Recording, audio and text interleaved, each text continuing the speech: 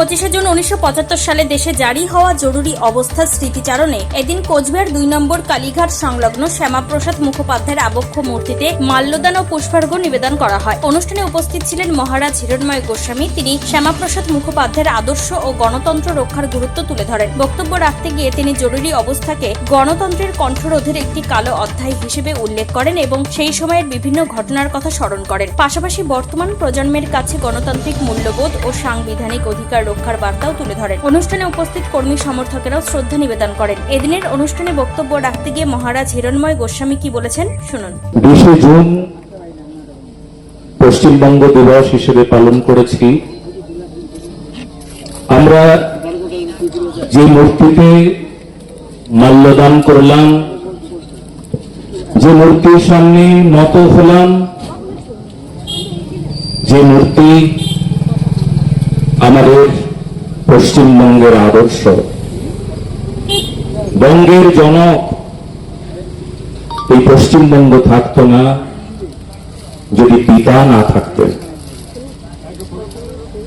আমরা চৈতন্য ভাগবতে একটা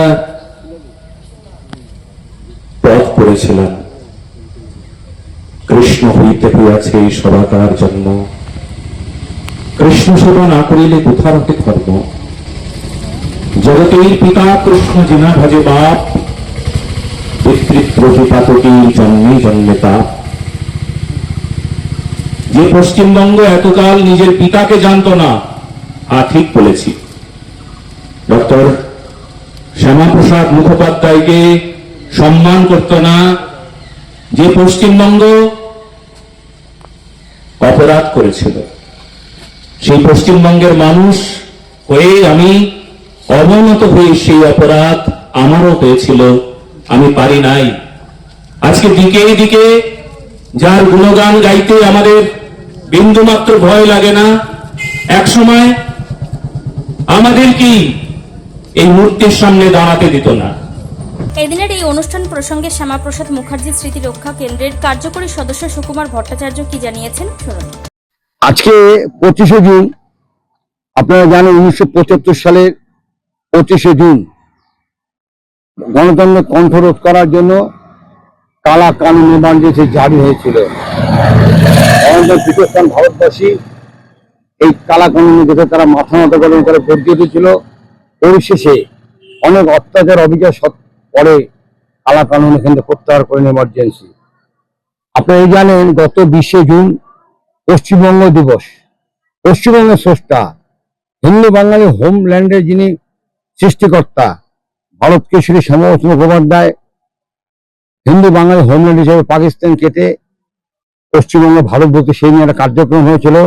কোচবিহারের ইতিহাসে প্রথম ভারত কেশরী শ্যামাপ্রসাদ মুখার্জির আবক্ষ মূর্তি উন্মোচিত হয়েছে।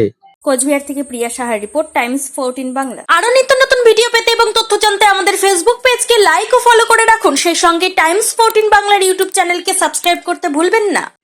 মুখের উজ্জ্বলতা হারিয়ে গেছে, স্পট পড়ে গেছে, ব্রণ ভর্তি, তাই আর দেরি না করে আজই আসুন রায়গঞ্জের চণ্ডীতলায় হেলথ প্লাস মাল্টি স্পেশালিটি ক্লিনিকে এবং এখানে পান অভিজ্ঞ ডাক্তার দ্বারা ফ্রি স্কিন টেস্ট।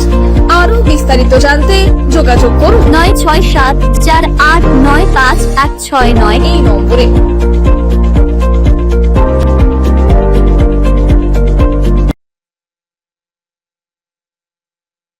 আজ তোমার বিয়ে সাজলো নতুন সাজে,